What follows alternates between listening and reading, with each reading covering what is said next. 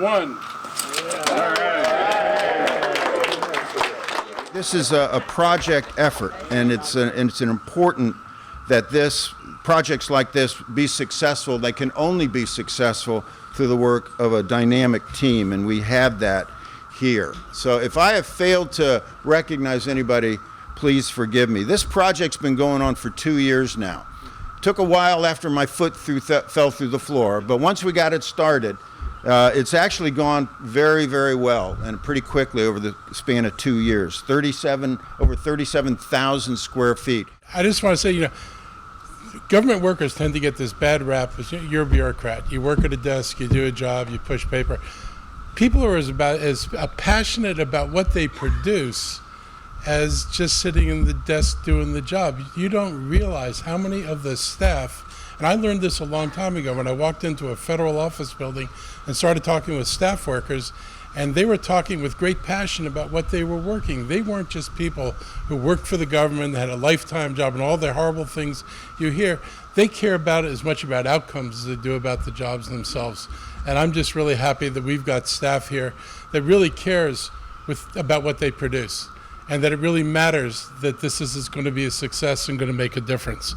And I've gone badly off script, and my staff is probably really mad at me, but I think it's important to point that out to people, because these things don't happen right if people don't care. And I just want to emphasize that. So this really is a significant day for Montgomery County. Substance use disorder is a lifelong struggle for those who are afflicted by it. It doesn't go away easily. And people will spend their lives trying to stay in recovery. And that is a perpetual state of being. It is not something that happens in the moment. And so while we've made great strides in destigmatizing this, and it's important that we destigmatize this, this is no different than any other illness that people encounter. It needs to be treated as something that happens to people, not as something that somebody has done wrong. And when you're addicted, there's no easy way out. This society has a great deal of responsibility for the rates of addiction. When you think about the opioids and the criminal activities of major corporations in terms of making sure they could pump these drugs into the community without a thought for where they're being used. I think you all have seen the stories about jurisdictions where they had more opioids going into them than they had people there, and that nobody noticed that there was a bit of a discrepancy, that nobody could be taking these many drugs unless they're abusing them. So if you want to talk about, the people who've been victims of this, we need to talk about the people who create this problem as well. They have a responsibility, and we have a responsibility when we get the opportunity to prosecute them and divest them of the money that they took from people in the process of doing this. It is just wrong for the culprits who caused this to walk away from it as if, hey, not my problem. Well, it is your problem. The most effective way to manage and mitigate the negative effects is to have treatment, and to have consistent and solid treatment. And that's what we're going to be able to provide here. I'm so excited about the expansion in capacity. I will say we probably need another building this size. I mean, we all know the needs exceed the beds.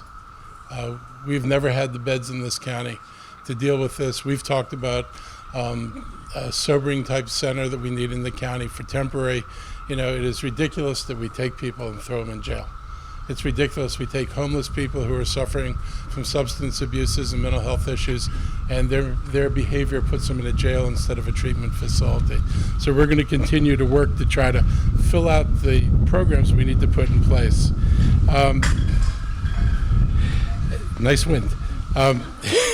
So this is really, I think it's an important place to go. The treatment center is going to be for county residents to seek treatment for substance abuse disorders, including alcohol and drugs such as the opioids.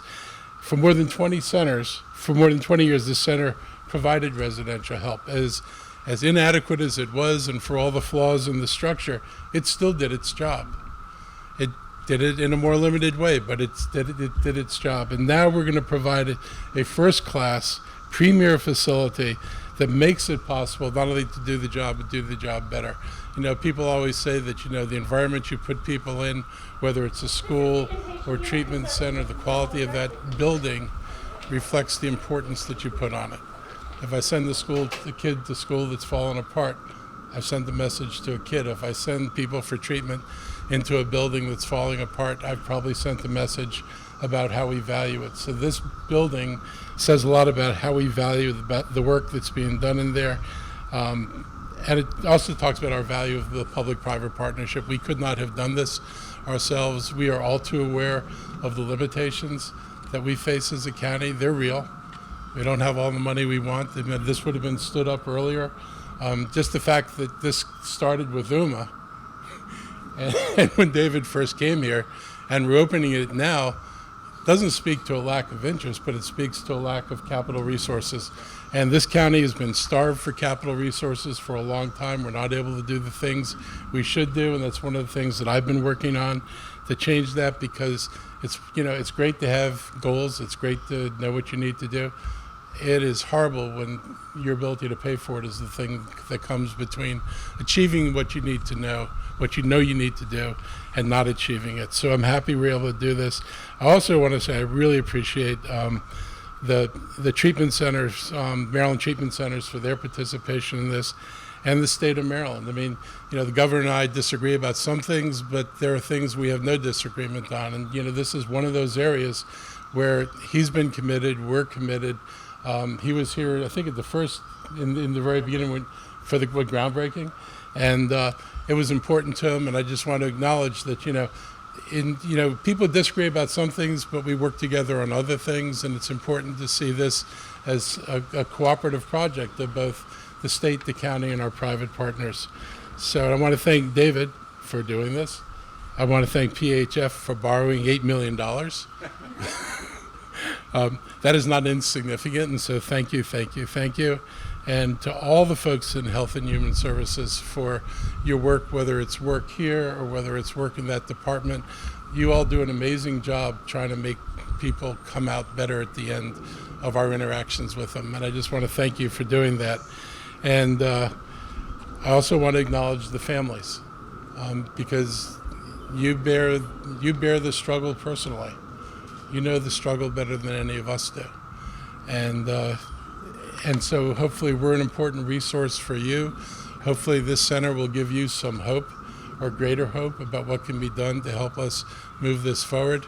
And I just want you to know this really matters to me, so I'm really happy to be here. While this facility represents brick and mortar, what goes on in this facility is truly magical, truly special, truly life-saving.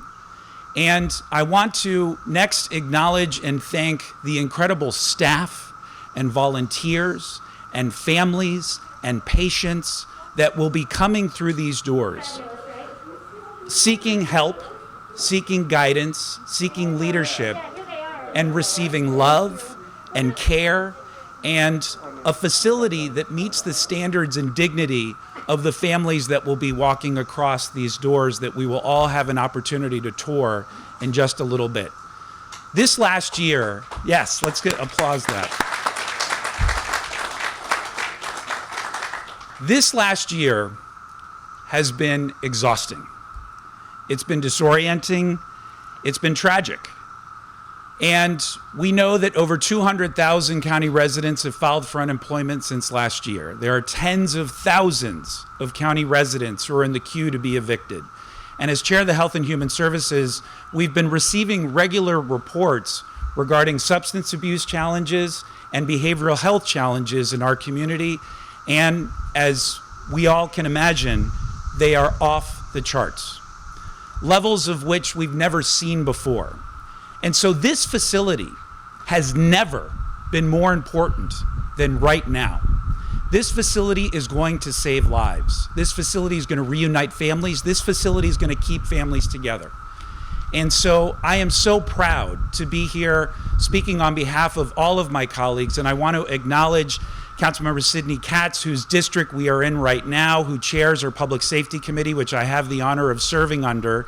This crosses over into a variety of areas, public safety being one of them, going further upstream, preventing people from entering our criminal justice system in the first place. And I see my good friend John McCarthy in the audience as well, who's been a strong advocate for programs like this. And of course, I'm joined by my very good friend, Councilmember Jawando, who has really hit the ground running on the council and has been a leader in so many different areas, and this is one of them. Will recognizes in particular the importance of supporting the entire family through whatever challenges they face. And so it's an honor to serve with you, Will, and I'm happy you're here. And my colleagues, council members Hans Riemer and Evan Glass couldn't be here today, but I do want to spend a special shout out to Councilmember Glass, who leads our homeless and vulnerable population efforts on the council and does them extraordinarily well. And I know he wanted to be here today, and somebody let him know that I gave him a special shout out too. And then finally, in terms of recognition, and then I have a couple of other comments to make, I really do want to thank our state delegation, Delegate Resnick and Cheryl Kagan, who was here earlier, and of course our federal delegation represented here by Jenny and Congressman Raskin's office. This takes public partnerships for us to really be able to enact policies in a way that really makes sense, not just in terms of resources, but addressing those barrier policy issues that make it more difficult for these incredible people to do their jobs, for these incredibly special families to get the support that they need. And so there's a lot of effort that is going to need to be done there as well. And next, I want to acknowledge our tremendous Department of Health and Human Services, led by my good friend, Dr. Raymond Crowel. He did something wise earlier this year and brought on board Dr. Rolando Santiago, who heads up our behavioral health division, something Dr. Crowel knows a thing or two about.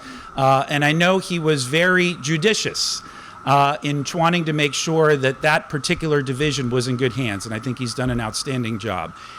And I want to spend a special shout out to my good friend Uma Oluwalia, who's in the audience. Uma and I had the pleasure and honor of serving together in the previous administration for 12 years. I got to see her in action almost every day. And there were some weeks where I spoke to Uma more often than I did my own wife because of challenges in our community. The vision that she set for our entire community, and that's being realized today, is one of many examples of her efforts, and frankly of my previous boss as well, our former county executive, Ike Leggett, who put his foot on the gas on a number of capital projects that were supported by the previous council. Finally, I want to thank our county executive. Mark, you've had a tough year, and you have really risen to the challenge on many levels. I appreciate the way that you have supported the efforts of the Department of Health and Human Services, as well as all of our ancillary agencies, because it really does take a collective village and community to be able to holistically address the needs of everyone. So while this last year has been disorienting, exhausting, and depressing in many levels, I'm settling on hope.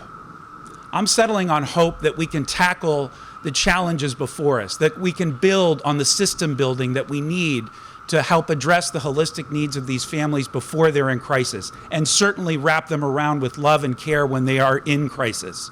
I'm also hopeful about the future of this county. We have a lot of challenges ahead. What is becoming clear is all of the ramifications of this last year, behavioral health and substance abuse being two big ones. But I'm confident in the team that we have in place, and I'm confident because of days like this that better days lie ahead. Thank you for County Executive Elrich for all your support this year. It has been an amazing year and a pleasure to serve with you. And as members of council, thank you all for all the help and support and encouragement that you've given to me and to the Department of Health and Human Services and to all the folks in the county who have been working throughout this year to bring us back to this point in time where I can stand in front of you without a mask on and we can shake hands and we can hug again. I mean, what an amazing day. We are working our way out of this pandemic, and that is unbelievably special for me because it has devastated our community in so many ways.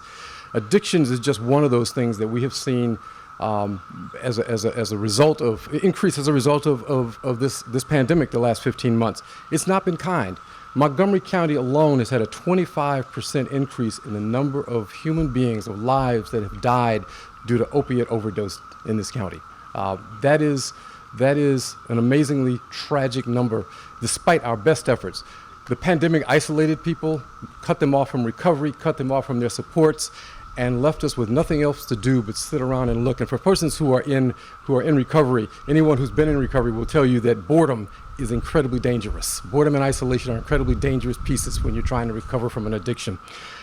This building and the services that are in are evidence that the county did not forget that there were people out there struggling and battling addiction and battling for recovery. And while COVID slowed it down a little bit, it didn't stop us from keeping going. And this has been a labor of love and compassion for a lot of people here. The advocates in the community who put the state of that old structure on the map and front and center in front of council. And I want to call out especially Ed and LaTanya Rich, who are sitting here in the audience today, who shared with us, thank you both for and the advocates and your fellow partners who made the difference in this. It was the advocates who first put this on the radar and kept it on the radar and said, no, we can't treat people in a building that David Dise has put his foot through. We can't treat people when there are animals coming in from the ceilings and when there's rain falling in from the buildings and when plaster's falling apart. That building was in deplorable shape, and the team who was in there treating people managed to do what they did in spite of the condition of the building, instead of being supported by that space. And our advocates made a real difference in that. So I thank you all again for that. You'll be amazed when you see this building by what's transpired. You know, those conditions were unimaginable 5 years ago, and it was dreary, to be quite honest about it. So it represents a major step forward in how we help our neighbors recover and fight this grip of addiction. The physical space alone speaks volumes to people who are coming through its doors about hope and optimism and a first step in their journey for recovery. The grounds are beautiful. They were beautiful to begin with. They're even better now. If you go around the building, the back of the building, you'll see some of what I'm talking about. And I'm a psychologist, so we know that physical space matters. The space you live in, the space you breathe in, the space you commune with people in makes a difference. And this is going to be one of those places that makes a difference in people's lives. But the grounds beyond this, the grounds are not the only thing. It's what happens inside those doors. I think the Councilmember Albornoz mentioned that is magic. We have changed how we operate here in this campus and how we operate in the county. This is a starting point for people. They come for detox and they come for inpatient care. But now they can transition into outpatient care, things like medicated assisted treatment, things like mental health and case management and all the other recovery services that they need, where they used to have to go someplace else to get. They can now start that process and that journey here. One of the most dangerous things about recovery is that transition from one phase to the other, where people have finished their detox and they go back out and they got a week's wait to an outpatient appointment, and in that week, there's a lot of danger for folks in recovery. This is a place where folks can get support in those first days and those weeks and those months, and they can transition to what they need to keep them on that path of recovery. This project would not have been possible without a lot of key players, and some of them have been named, and I'm going to rename some of them for me. Uma Alawalia, who was the former director and my boss when I got here as Chief of Behavioral Health and Crisis Services, who made a reference to it and said, we need to do something about this space, and who sent me up here on my journey to understand what's happening in behavioral health. And I looked at it and I thought, this is funky, to say a word, to use a clinical term. Dick Kunkel. Dick, where are you? Yes. Dick Kunkel. Give him a round of applause, people, please. Dick Kunkel was my deputy when I got here and was the head of the addictions branch of behavioral health, and he made good and well sure that I knew that this was a space. He took me to every addictions treatment spot we had in the county and then saved this one for last so I could see what kind of condition it was in compared to some other things we were doing. He kept it on the radar. He had an initial vision, and we owe Dick Kunkel a couple of other things, the help in building and standing up a drug court for county residents as well. A whole series of things that are too numerous to name, but he kept this on our radar. And he, and along with the advocates, he had a grand plan. And Mark, I think he had a plan that probably rivaled what you envisioned. We didn't get quite there, but we got someplace that's important for us. Casa Sayum. Casa, where are you? I don't know where Casa is. There he is. Among the DGS staff, Casa was one of those people who was a problem solver. He taught me more about doing couples work than I ever knew as a therapist. Figuring out how to split the ground and negotiate and navigate between all the warring factions that were in that room to try to make this work and finding a solution. He's a problem solver. Thank you, Casa. And Rachel Silverman, where are you, Rachel? I saw you a second ago. She's out in the back from Office of Management and Budget. incredible partner, trying to figure out how we pay for this, how we make the money work to get this done.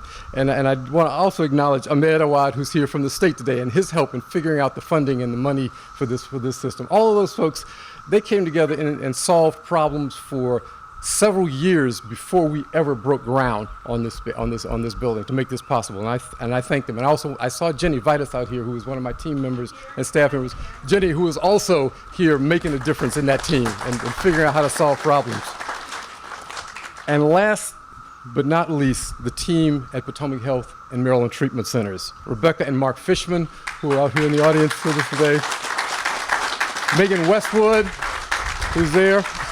Meghan, raise your hand. Come on. All right. And Bill Roby.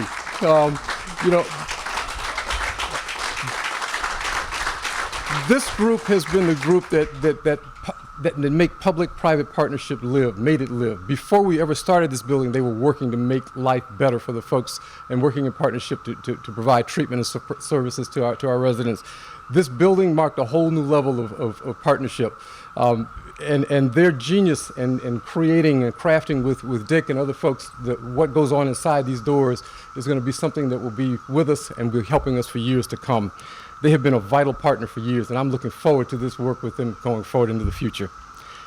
I'll end by saying this. This center stands as a visible commitment of Montgomery County leadership, the leadership of the community, the compassion of the community, and the caring of advocates and staff across this county to combating addiction and supporting recovery.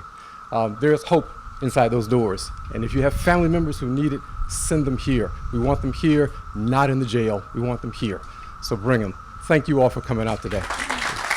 This project has been a very long labor of love. We had to dodge a lot of bullets to make it happen. We had to win 2 different RFPs. We went through 2 different contractors, and then there was COVID. Nonetheless, we prevailed, and here we are today.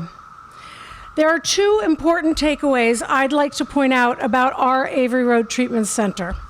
Number 1, the public-private partnership, that model works very well in the business of helping people. Potomac Healthcare Foundation and the wonderful folks at Montgomery County DGS and HHS work together as a true team to make this project a reality. As we succeeded here, we can replicate this project in other districts, counties, and regions where there is a great need that isn't being met. Number 2, all people deserve to be treated with respect and dignity. Not only the rich or well-connected. Too often, the only choice our patients have is a treatment center that is run down and falling apart, much like our old building was. What our team created here is a treatment center that is beautiful, clean, and welcoming. It says to the patients that come here seeking help, welcome. Addiction is a disease, not a crime. You are worthy of our respect, and you deserve to receive treatment in a surrounding that reflects that we care about you. With that, I also would like to thank everyone who made this old dream a reality. Bill Roby from Potomac Healthcare spearheaded this project for us. David Dise, Casa, Beiruz, Mark from DGS, all of the folks at HHS, our architect, and of course, David Costello. Thank you very much. Michael Benedict from Eagle Bank, who made sure we got our financing extension after extension. But last but not least, I'd like to thank the staff of Avery Road, and especially Meghan Westwood, Executive Director, for continuing to treat our patients throughout the long construction period and throughout the pandemic. But I do want to circle back and sort of highlight this extraordinary collaboration that we have enjoyed as Maryland Treatment Centers and Potomac Healthcare with the Department of Health and Human Services for over probably close to 30 years, if I'm getting it right. And particularly with Dr. Crowel and Dick Kunkel, I want to say thank you. You have been my colleagues, my friends. We have had this dream, I think, Dick, probably 10 years ago. We were sitting about where you're sitting now in my office, dreaming about what it would be like to rebuild this building. Dick has been a tireless advocate. Raymond is a tireless advocate. Despite all that his challenges that are thrown his way, he has kept his foot on the gas. in relation to the opioid epidemic, to how we treat people who are struggling with this disease of addiction in a compassionate way. But I also want to take some time, and obviously there's so many people in here that we have acknowledged, the advocates, all the people who made this happen, but I really need to spend some time to talk about the staff and of the Avery Road campus, not just Avery Road Treatment Center, but of this campus. They're remarkable. What they do is not easy. It's exhausting, sometimes disheartening, sometimes sad. And they show up every day with a message of hope and optimism. They truly are remarkable, and I am a lucky woman that I get to come here every day and spend time with them. They make me look good, and I'm so incredibly proud to be part of this team. I particularly want to acknowledge Emmanuel Nusta. He's filming at the same time. Emmanuel is the heart of this operation. He truly is. He's spent about 17, 18 years as the director of nursing. This year, he assumed the responsibility of the administrator of Avery Road Treatment Center. And just to welcome into his position, we said we're going to move the building, create a huge construction project, move you across the street, and just for fun, we're going to throw a pandemic in there. So, but he is, if you have not had a chance to meet him, I hope you will. He shows up, he is a leader with grace and compassion, and we are so lucky to have him. And as a reward, this year he will get, after almost 20 years, an office with a window. Well deserved. For over 10 years, I struggled with the disease of addiction. After countless efforts, I stepped through the doors of, the old facility for the last time almost 4 years ago, completely broken and hopeless. It was not my first time in treatment, and I didn't know if it was going to be my last, but through the support of the peers and staff here, I've been able to succeed in recovery. Although we've all faced many challenges over the past year, it has been extremely difficult for those who struggle with addiction and mental health. The lack of in-person treatment and meetings, inability to get support from family and friends, isolation, loneliness, financial hardship, they've all caused a drastic increase in substance use. Last summer, I was given the opportunity to give back, and I started working here at Avery Road. Shortly after, I was offered a position on the STEER team with Maryland Treatment Centers and continued working towards my certification as a peer recovery specialist. We work closely with EMS, hospitals, and the crisis center. We respond to overdoses and those most in need. When patients come to treatment, their self-esteem is completely shattered. To me, this new building sends a clear message, and that's that you are worth it. It gives you hope and a reminder that people do care about you and you have a life worth living. It is truly a fresh start for patients and their loved ones to begin their journey in recovery. This will provide an opportunity for even more people to get the help they need and will ultimately save countless lives.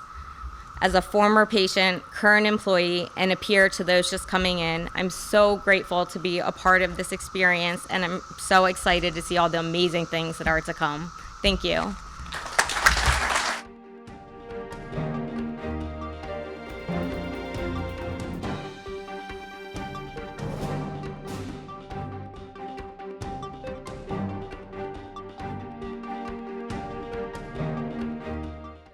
Our fight against coronavirus isn't over.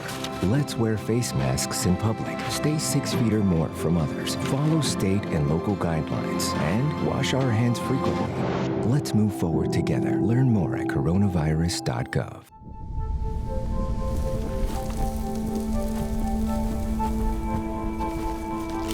Eva Marie smoked 12,000 packs of cigarettes over 15 years. She quit. And now there's a new lung cancer screening that could save her life. You stopped smoking. Now start screening. No matter how much you smoked, early detection could save you. Talk to your doctor or learn more at savedbythescan.org. The COVID-19 vaccines can be our chance to get back to our plans, to get back to each other, to life. But it's okay to have questions, like, can the vaccines give you COVID-19?